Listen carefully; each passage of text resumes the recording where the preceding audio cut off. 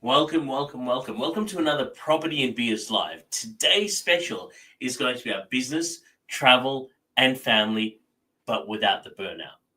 Now, here's the thing you can actually build your portfolio and watch your kids' soccer game. That's real wealth. We don't invest in property to escape life, we actually invest in property to design it. So, here's the thing before we get started, uh, if you haven't met me yet, my name's Gaurav Gupta. I'm the CEO and founder of Ethical Property Investments. I help everyday investors make powerful moves into high cash flow, ethically invested properties right here in Australia. And that actually means building wealth without compromise and doing it in a way that's profitable, purposeful, and sustainable. So tonight, before I get started, of course, we have our properties and beers. Now, if you're watching it, drop me a line, say hi, ask a few questions. Now, it's your first time. We like to have a beverage of some description, and today we have whiskey dry and lime. I know it's premixed, a little bit sacrilege, but it's got no sugar and no gluten. I don't know how gluten gets in alcohol, but in at least whiskey dry and lime. But let's give it a go. It's by the company, and they're really famous for their vodkas. So let's give it a go. It's actually not bad. It's almost like a CC in dry, but without the overly stickly sweetness. I'd get this again compared to last week's one, which was horrible. Never get that one again.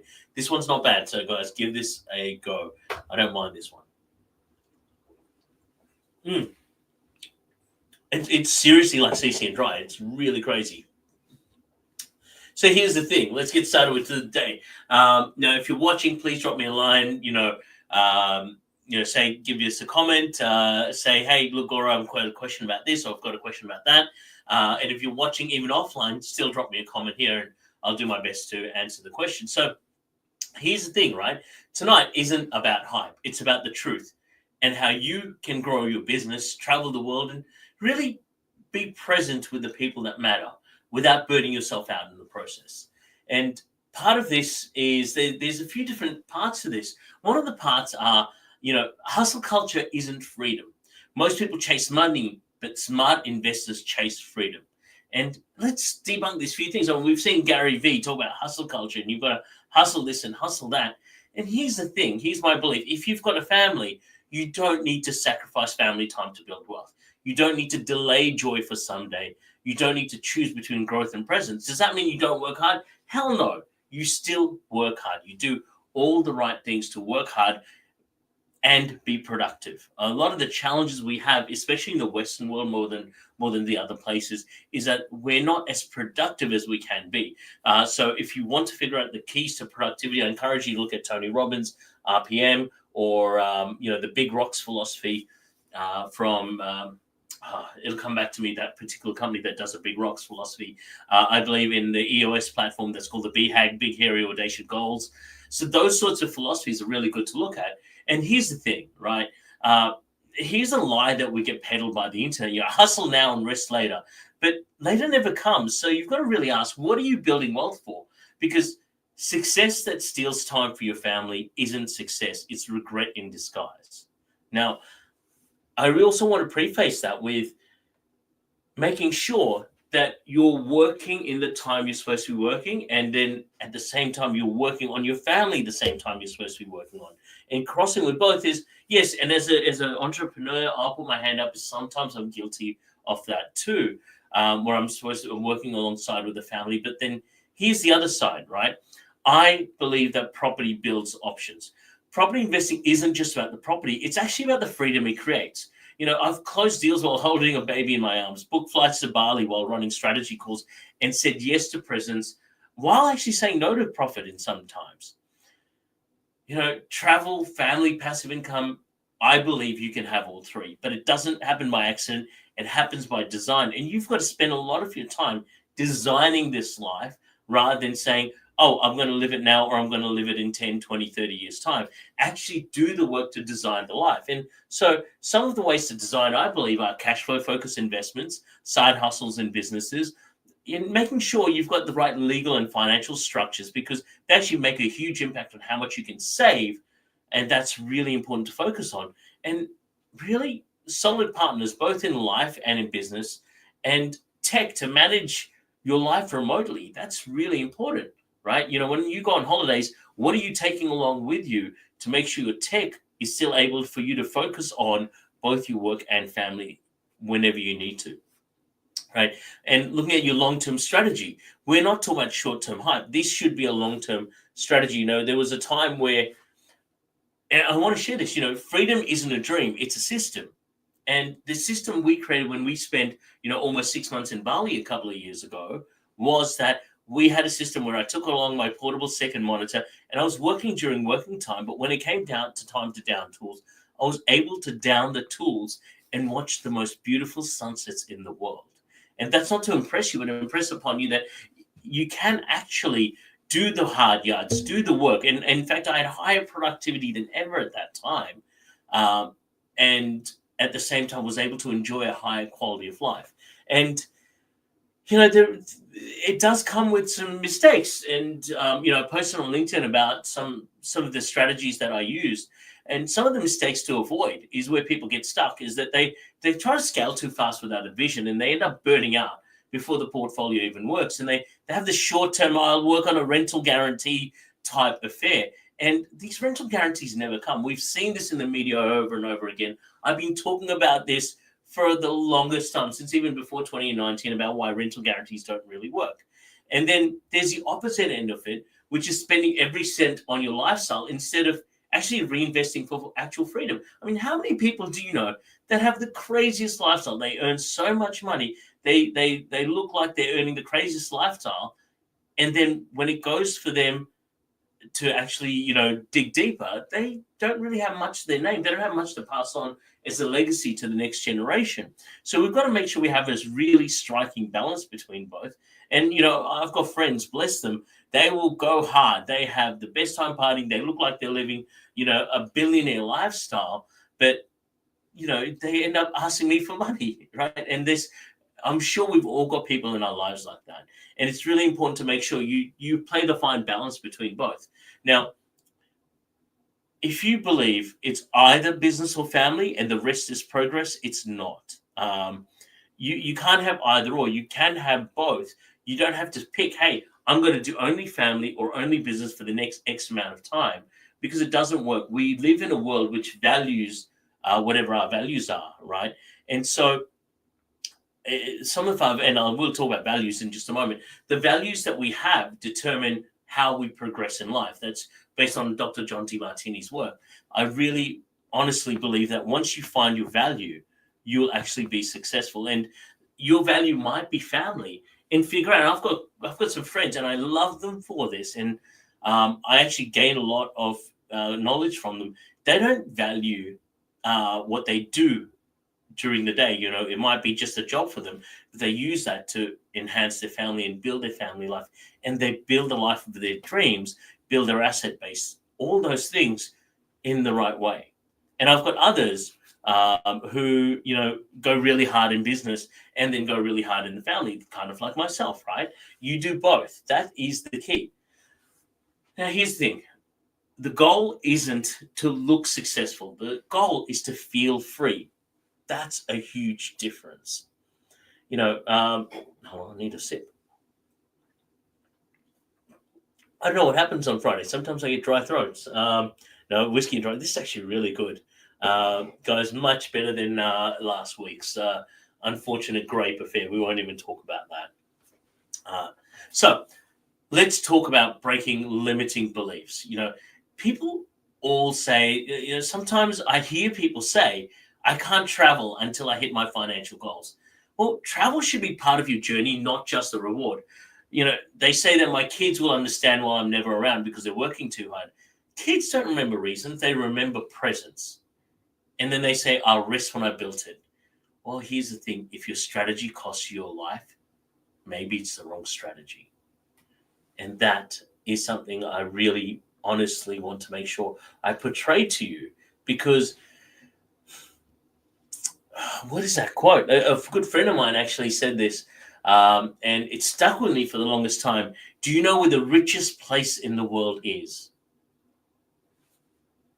And we'd all say, what is that? And the richest place in the world, he would say, is the graveyard of dreams.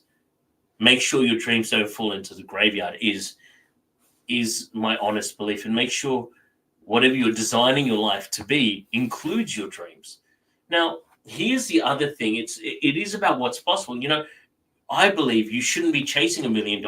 You should be chasing moments, whether they're on a beach or a plane or around the dinner table. And I believe with the right property, that can actually get you there. With the right strategy, your portfolio pays you to live your life. No more trading time for income. No more missing milestones to meet KPIs.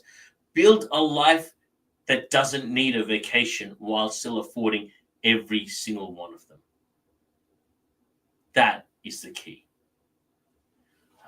And it's so powerful when you understand what you're really trying to do. And geez, there was so many other things I wanted to cover. Well, let's chat a little bit more about these things. So I remember reading about Tim Ferriss and his 4-hour work week, and I got so much out of that. Mini retirements and sabbaticals.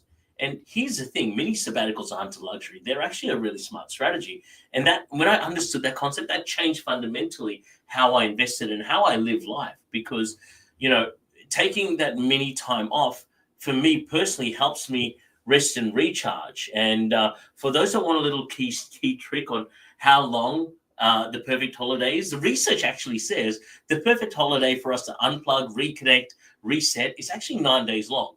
So those that get the time, and we had that during the Easter break. We had the ability to take 8-9 days off, and we actually went ahead and did that.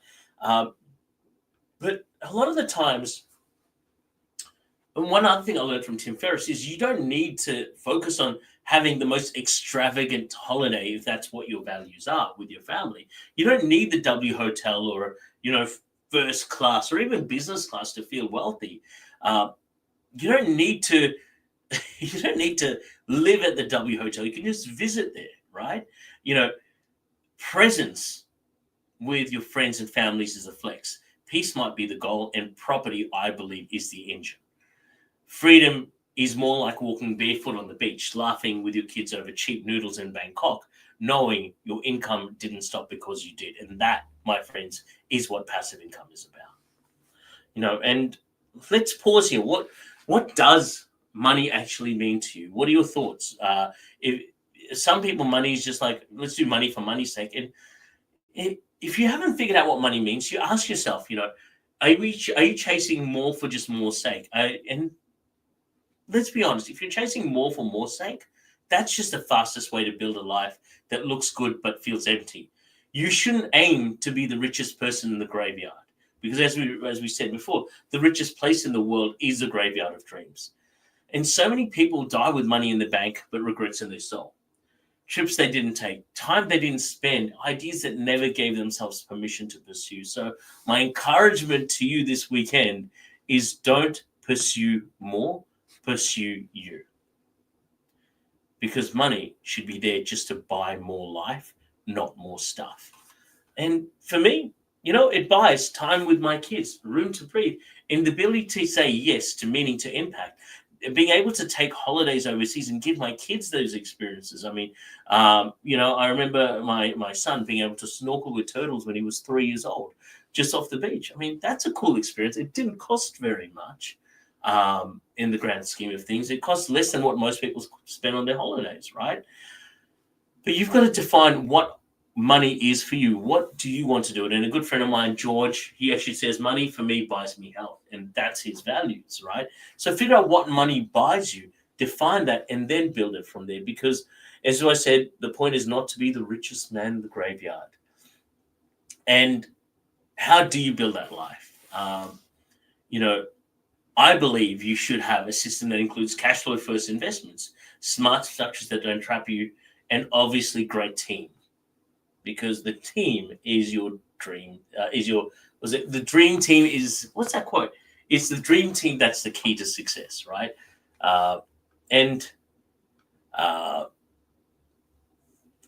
Here's the thing. What does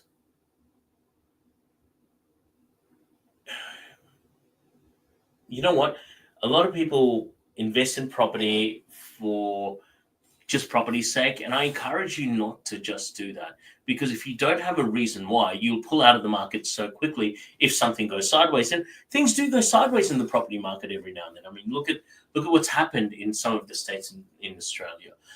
Now, if you had and I'll paint a picture for you. If you didn't have a big vision why, and you didn't have the right team beside you, you could have bought a property in Melbourne, say 2 years ago, or 3 years ago, and said there's no growth, and sold it earlier this year to miss out on the growth we're about to have in Victoria, because it's about to hit some pretty huge growth, right? And I still believe that Melbourne's going through a super cycle. It was crazy, right? Just the other day, we found a property that we were trying to pick up for under 350,000. We couldn't pick up in that suburb another property for under 400,000 just 6 weeks later. So the market's growing rapidly, right? And it's really important to take advantage of that market, knowing that we're about to see a growth. And I know there's people out there going, oh, Melbourne will never grow, et cetera, et cetera. Bullshit. I understand we have an interesting political situation at the moment. That's to put it lightly. However, the politics will move on. People are still moving here. People still need a place to live. Now, here's the thing. If your business is built but you're exhausted, if your calendar's full but your life feels thin, if your wealth is growing but your joy isn't, then maybe it's time to build differently. And focus on those things that are important: growing your portfolio, being present with your family, travel, rest, heal, and of course, do good, make money, and live well. Part of why I run Properties and Beers is actually creating some strategies, and today is about strategies for the soul. Cheers to that. Well, there it is. Cheers to that. There you go. You get to see the branding. And if you're looking for sponsoring someone, I'm more than happy to put my hand up. So, guys, any questions, any ideas, anything you wanted to add to this amazing Facebook Live that we've had? I went a bit deep today. I want to cover some of the other things. I keep getting asked, hey, Goro, when's the interest rate going to drop? Well, we have an announcement on the 20th of May this year from the RBA. And the RBA, I believe, will do one rate drop. I think they'll push back from doing the two. A lot of banks are saying they'll do two. I think the market isn't bad enough to do two. We just had data released yesterday from a unemployment perspective, and it's remained stable, which means that they will provide some reprieve. But if unemployment went up dramatically, they'll probably do two rate drops, but they'll only do one at the moment. And I believe altogether this year they'll do four. They've already done one, so three more to go this year. So if you have been considering investing in property, don't hold off anymore. We are still, based on the 18-year cycle, I was watching a video the other day, we still haven't hit that sort of peak period, and we still have a while to go. So it's not time to sell your assets. We haven't reached the peak of that 18-year cycle if you follow that strategy. Guys, thank you so much. Have a great weekend. And kids, don't do anything I wouldn't do. Take care. Have a great time. Oh, well, before I go, we have a question. Is it a good time to sell or buy? I actually just covered that. It is. I can't give you financial advice. I don't pretend to be one here. It depends is always the answer. So if you're working with the right team in the right area, I believe that buying's a good time right now. If you have bought in an area which is lifestyle focused, it may not be the best time to buy, or it might be a good time to sell those assets. So if you focus on areas that have been challenging over a little while, where you bought it because of lifestyle, might be time to look at selling it. If you bought in good, consistent, high population areas, then I believe hold on to those assets. Now, there are exclusions to that, and I believe, look, from my opinion, apartments or units may not be the best investments in Victoria, especially. Brisbane keeps defying the market right now and keeps growing. Brisbane and Gold Coast for those apartments and units, but if you compare it to land, it doesn't hold doesn't even hold a candle to land. So anything with land is something I would buy, especially in metro capitals or very large semi-metro capitals such as Geelong, Gold Coast, Sunshine Coast. You've got your Wollongongs of the world and Newcastles of the world. So that's my summary on is it a good time to sell or buy. Hopefully that's answered the question. Thanks, guys. Have a great weekend, and I'll see you guys soon.